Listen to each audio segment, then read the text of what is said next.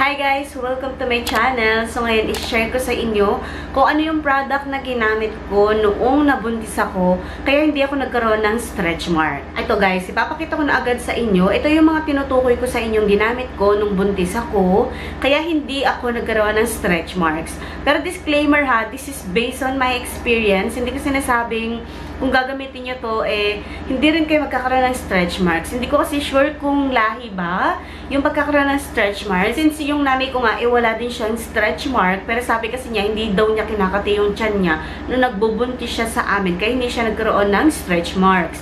So ako naman guys, ito yung ginamit ko. Nung ilang buwan pa lang yung pagbubuntis ko, kaya hindi ako nagkaroon ng stretch marks. So piling ko malaking tulong din siya. Kasi may napanood ako na sabi nila, pagkaalam mo na buntis ka, pwede ka na maglagay ng mga moisturizing oil dyan or lotion sa tiyan mo para maiwasan nga yung pagkaroon ng stretch marks. Ito po yung Bio Oil Skincare Oil. Actually, tira ko lang to. Ginamit ko kasi siya sa mga peklat ko that time. Pero nalaman ko na hindi naman pala siya solusyon sa mga peklat that time. So, nakaka-moisturize siya dun sa sugat pero hindi dun sa mismong peklat. Tapos, ito din yung ginamit ko, yung Vaseline Healthy Bright Glutathione Serum Burst Lotion. So, ito guys, ay meron siyang glutathione, hyaluron, niacinamide, and 10% or 10 times more powerful than vitamin C. So, ito siya. Naka-buy one take one kasi siya that time. Tapos, ito yung mga ginagamit ko. Actually, bago pa ako mabuntis, gumagamit na talaga ako ng lotion sa tiyan ko. Kahit anong klase ng lotion. Pag nag-lotion ako ng katawan ko, ng braso, ng kamay, ng legs, nilolotion ko din, pati yung tiyan ko. Feeling ko, malaking factor din yun. Kaya nung lumaki yung tiyan ko, wala talaga akong stretch mark. Kung ilang buwan pa lang yung pagbubuntis ninyo at wala pa kayong stretch marks, so para hindi kayo magkaroon ng stretch marks, why not itry nyo to? Ito na lang sigurong bio oil kung ayaw nyo to. Pero actually, okay din ito. Alam nyo, maputi yung tiyan ko nung ginagamit ko tong product na ito. Diba yung iba, nangingitim yung tiyan nila kasi nagkakaroon sila ng line. Well, normal naman yung line doon. Pero yung iba, nangingitim kasi yung tiyan nila. So, ako hindi nangitim yung tiyan ko. Makinis yung tiyan ko. Before and after ko mga anak, wala talagang stretch mark na naiwan sa tiyan ko. Itong Bio Oil guys, ito yung pinakamaliit nila, yung 25 ml. Nabili ko to sa Shopee. Ililink ko na lang dyan.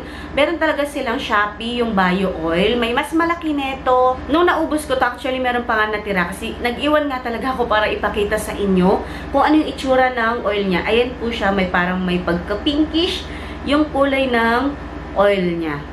Tapos ito naman guys, lotion lang siya. Tapos kapag nilagay mo sa tiyan, parang nagiging water. Parang ganun siya. Serum kasi talaga siya. Tulad ng sabi ko sa inyo, bago pa ako magbuntis, naglalagay na talaga ako ng oil and lotion sa skin ko or sa tiyan ko. So siguro kung kayo ay nagbabalak na mag-preggy, ayan, pwede nyong itry yun habang hindi pa kayo nabubuntis. Yan, lagay-lagay na ng oil, lagay-lagay na ng lotion. Pagkatapos ko maligo, dun ko nilalagay. Basta maglo-lotion ako after maligo. Sinasabay ko na din yung tiyan ko. Tapos nung nalaman kong buntis ako, ilang days pa lang si baby nun sa tiyan ko. So, ayun, naglalagay na ako lagi ng lotion. Since naglo-lotion nga ako, ito yung ginagamit ko. Actually, ito muna yung ginamit ko. Ito yung Bio Oil. Matagal-tagal ko din siya ang ginamit. Actually, guys, naglalagay ako ng lotion sa tiyan. Yung tira sa kamay ko na pinang-lotion ko sa katawan ko, nilalagay ko siya sa tiyan. Tapos, naglalagay din ako ng Bio Oil. So, buti naman, wala naman naging reaction sa akin. Hindi din naman siya mainit. So, banayad ko lang din siyang ina-apply sa tiyan ko. Hindi yung parang hinihilot yung tiyan. Basta banayad lang, parang naglalagay ka lang din ng lotion sa skin. Actually, meron siyang claim dito, especially scalp and stretch mark product. Meron ako napanood na OB before, sabi niya, maganda din na bago pa lumaki yung tiyan mo, since kapag lumaki yung tiyan, doon nga lumilitaw yung mga stretch mark, maglagay ka na ng mga moisturizer sa skin para ma-prevent yung mga stretch marks. So, napanood ko yun guys, actually malaki-laki na yung tiyan ko, and naniwala naman ako. Actually, totoo naman yung sinasabi niya, na-experience ko naman yun. Pagpapakita ko ng tiyan ko dyan, so yan po yung tsura ng tiyan ko. Hindi ako nagkaroon ng stretch mark. Kahit ngayon na nanganak na ako, wala pa rin yung stretch mark. Kasi nga lang nahiya ko ipakita yung tiyan ko ngayon. Kasi hindi pa siya ganun kaputi. Or hindi pa bumabalik yung dati niyang itsura. Since na-cesarean nga ako, iba pa yung itsura ng tiyan ko ngayon. So, nakakaya siyang ipakita. Pero wala siyang stretch mark.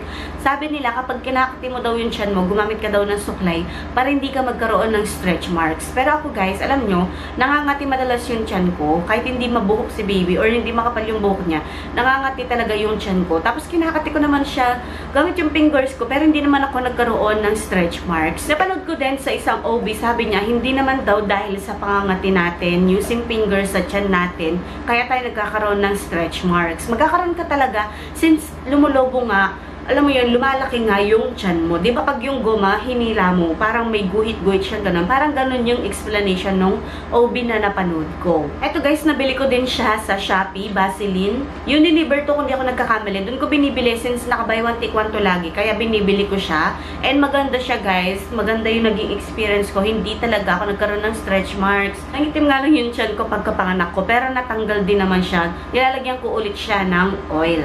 Guys, kung meron kayong OB, private OB, tanungin nyo muna sila kung ano yung pwede nyong gamitin. Pero ako guys, feeling ko ito naman okay naman siya since para nga siya sa scar and stretch marks. So, pwede mo daw siyang gamitin twice a day. Pero ako, since yung nagbuntis ako, medyo tamad ako maligo. Ginagamit ko lang siya morning. Tapos, nung medyo malaki-laki na yung tiyan ko, dun pa lang ako sumipag maligo. Kaya nakakalagay ako ng twice a day. Hindi ko sure guys kung merong bang box ito nung binili ko siya. Pero ayan, effective naman siya sa akin. Walang stretch marks. Okay yung tiyan ko. Makinis siya. Basta nilalagay ko lang siya. Apply lang ako. Every time na maliligo ako. Nagtatrabaho kasi ako. So, ayun. Bago ako magtrabaho or bago ako maglagay ng damit papasok sa trabaho, of course, magdadamit ka. So, yun, ina-apply ko na ito o kaya naman yung lotion. Minsan nga, pinagpapatong ko to. Pag nakapag-lotion na ako, nilalagyan ko pa din siya ng oil. Very effective talaga siya sa akin, mga mi. Kung napanood mo to bago ka mabuntis or habang buntis ka ngayon, why not try mo siya? Wala namang mawawala. Pero itanong mo pa din sa private OB mo, mga mi, ha? Ayan, itry nyo muna or itanong nyo muna sa kanila kung pwede nyo bang gamitin to or kung ano yung product na maire-recommend nila sa inyo. Meron ako napanood nun para talaga sa mga buntis, para hindi magkaroon ng stretch marks. Pero sobrang mahal talaga niya. Hindi ko siya binili. Ang binili ko itong lotion at saka itong bio oil. Yung iba guys, tinatanong nila ako nung buntis ako kung meron ba akong stretch marks. Pag sinasabi kong wala, sabi nila, ay magkakaroon ka niyan pag nanganak ka. Ganun. Tapos ako naman, sabi ko, oy, oo nga, baka magkaroon ako kapag nanganak na ako. Pero nung nanganak ako guys, wala naman. Wala ako nakitang stretch marks. Nakita ko lang yung medyo nangitim siya. Parang nagkaroon ng libag-libag yung skin ko. Siguro kasi dahil nga lumabas na yung baby. Hindi ko sure. Basta nagkaroon siya ng black-black. Parang libag. Ganun siya. Pero napaputi ko naman yung tiyan ko, mga mi, after ko mga anak. Gusto niyo bang malaman yung sekreto? Let me know kung gusto niyo malaman. Kasi yun yung usually napapanood ko kapag nanganganak, nag-iiba yung tsura ng tiyan. Parang nangingitim. Bukod pa dun sa stretch marks. Actually, alam nyo, after nyo mga anak, kung nagkaroon man kayo ng stretch mark, halimbawa wala kayong stretch marks nung buntis kayo, tapos pagkapanganak ninyo, dun nga lumitaw yung mga stretch marks tulad ng sinasabi nila sa akin that time. Pwede nyo gamitin ito since meron siyang claim na para sa stretch marks nga siya. Why not i-try nyo siya, stretch marks? Ano ba sabi ko kanina? Stretch mark? Stretch marks. Luckily guys, hindi nga ako nagkaroon ng stretch mark before and after kong manganak. So ito yung sekreto ko para sa makinis at walang stretch marks na tiyan before and after kong manganak.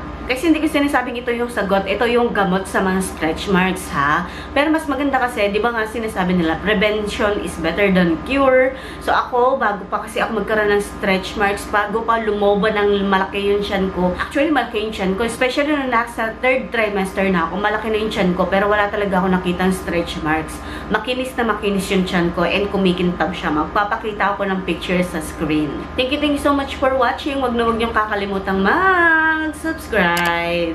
Bye!